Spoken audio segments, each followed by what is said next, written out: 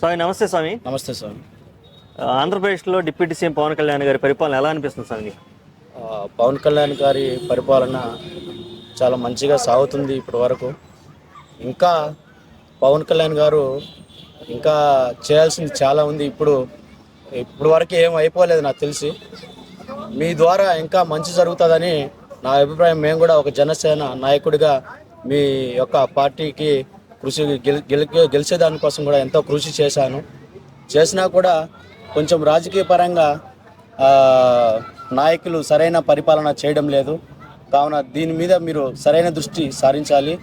మీరు మీ యొక్క ఆశయాల మీద ఆ యొక్క రాజకీయ నాయకులు సరైన పరిపాలన చేస్తే మీరు సీఎం కూడా కావచ్చు. సీఎం కాదు, సీఎం ప్లేస్లో కాకుండా ప్రైమ్ మినిస్టర్ కూడా అవుతారని నా యొక్క గట్టి నమ్మకము.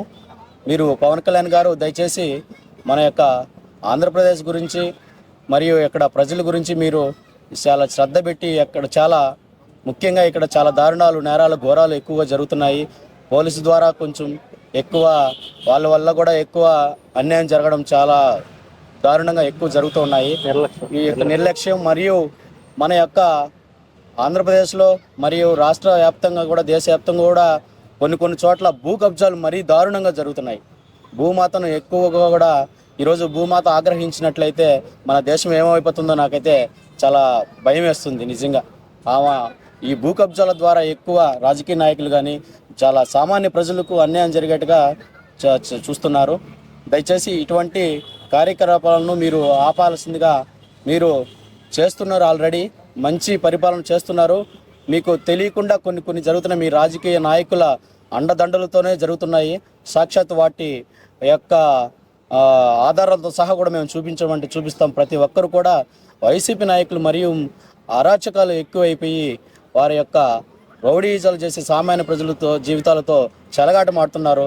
దయచేసి మీరు ఈ యొక్క విషయంపై మీరు శ్రద్ధ వహించాలని నేను మిమ్మల్ని కోరుకుంటున్నాను నా యొక్క తరపు నుంచి, మరియు మన ఆంధ్రప్రదేశ్ ప్రజల తరపున. మరియు ఒకసారి మీరు ప్రజల్లోకి మీరు వచ్చినట్లయితే, ప్రతి గ్రామానికి మీరు వెళ్ళినట్లయితే, ఇప్పుడు మీరు అదేదో ఇది మంచి ప్రభుత్వం అని మరియు పల్లె పండుగ అని ఇలాంటివి ఎన్నో కార్యక్రమాలు చేపడుతున్నారు.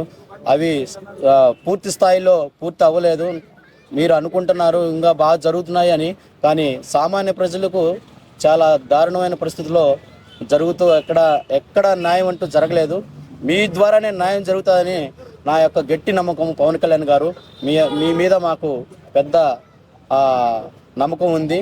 మరియు దయచేసి మీరు ఈ యొక్క విషయంపై మరియు మన రాష్ట్రం వైపు మరియు దేశం వైపు కూడా మన ప్రైమ్ మినిస్టర్గా కలిసి మీరు ఎక్కువ శ్రద్ధ వహించి మన దేశాన్ని కాపాడతారని నేను మిమ్మల్ని ఆశిస్తున్నాను.